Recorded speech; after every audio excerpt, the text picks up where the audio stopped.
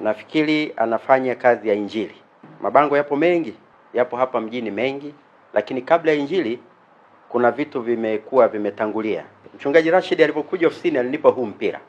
Akaniambia, mkuu, kuna container kadhaa zinatoka bandarini ya misaada nataka kuja kugawa kwa mashuleni hapa Tabora.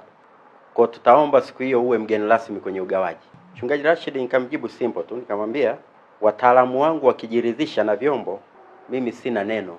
Sasa kweli vyombo vya uchunguzi vinafanya kazi kubwa sana. Kwa hatimaye wakawa na dauti na aina ya mpira na vipeperushi vya namna hii. Alama zilizopo kwenye huu mpira lakini na rangi zilizopo kwenye vipeperushi hivi. Sasa wakishaweka dauti, manake wana extend uchunguzi. Alama hizi tunazioanisha na alama ambazo sio za kimaadili, ambayo maadili yetu ya Watanzania sisi hatukubaliani nazo. Kwa tukaamua mipira yote na vipeperushi vyote ambavyo wamepewa watoto vikusanywe, na tumemuita mchungaji ambaye ni mwenyeji na askofu mwenyeji aje atupe maelezo kwenye kamati ya ulinzi na usalama, tukiwa pamoja na wakuu wa wilaya na wataalamu tulionao hapa.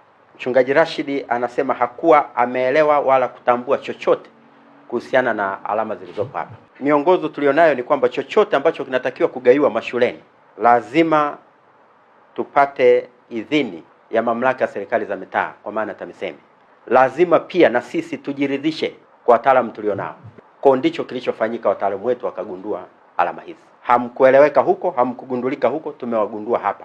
Kosa linapogundulika ni hapo linachukuliwa hatua. Kwa hatua tulioichukua kwamba mkutano huo hautakuwepo kama walivyokuwa wamepanga, lakini kwa sasa tumeufunga na tumekanseli kibali hicho. Wametuambia wapo zaidi ya 10 au 20 hapa mjini. Waondoke leo, wasilale katika mji huu hapa. Mchungaji Rashid na mwenzake tumemwambia ripoti polisi kutoa maelezo. Yeyote tutakaye kumbana naye kwenye jambo la namna hii, rais wetu wa nchi, kiongozi mkuu wa nchi, alisema tulinde maadili yetu na tutunze watoto wetu. Naomba tuwe macho na mambo haya na hakuna kulegeza.